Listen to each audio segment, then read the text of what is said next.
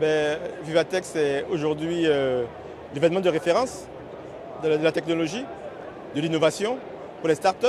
Donc, il est impératif que nous puissions être présents pour voir ce qui se fait et surtout aussi pour mettre en valeur les startups ivoiriennes, les entreprises installées en Côte d'Ivoire et les startups africaines. Donc, vraiment, c'est important pour nous d'être là. Mais en Côte d'Ivoire, ce qu'il faut savoir, c'est qu'il y a eu une stratégie du numérique qui a été validée le 22 décembre 2021 par le Conseil des ministres, présidé par le président de la République, M. Alassane Ouattara. Donc, il s'agit du numérique, il s'agit de l'innovation, il s'agit de la cybersécurité. Donc, il y a tout un chemin que le gouvernement ivoirien met en œuvre afin d'être sûr que toutes les nouvelles technologies profitent à la population.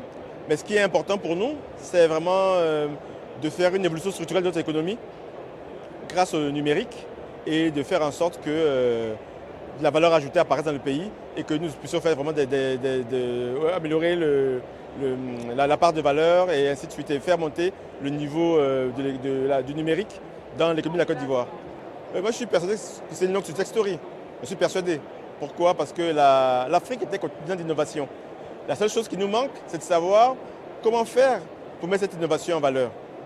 Et les jeunes Africains, les jeunes Ivoiriens sont très inventifs, sont très innovants, ont de très belles idées et il faut que nous réussissions à les encadrer. Donc pour moi, c'est vraiment le début d'une très belle aventure.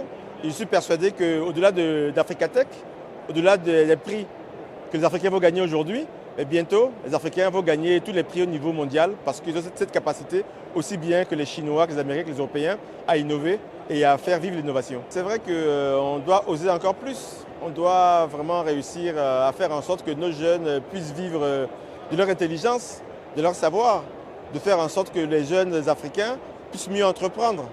Et je suis persuadé que c'est le début d'une belle aventure, comme je vous le disais. Mais ils doivent vraiment réussir à prendre conscience et à prendre confiance en eux, à prendre conscience de leurs possibilités et avoir confiance en eux parce qu'ils n'ont pas à avoir de complexe. Ils ne sont pas plus mauvais que les autres. Et d'ailleurs, même je dirais le contraire, vu les conditions dans lesquelles nous vivons, des fois, ils sont meilleurs que les autres. Non, il n'y a pas de modèle africain. L'Afrique, c'est quand même 54 pays. Et chaque pays est vraiment à sa spécificité. Donc l'Afrique est riche de sa diversité. Donc notre savoir-faire africain, c'est de mettre justement en place le savoir-faire de chacun des pays. On ne peut pas comparer l'Afrique du Nord, le Maghreb ou bien des pays comme l'Égypte avec l'Afrique du Sud ou avec le Nigeria, avec la Côte d'Ivoire. Ce sont des pays qui sont complètement différents.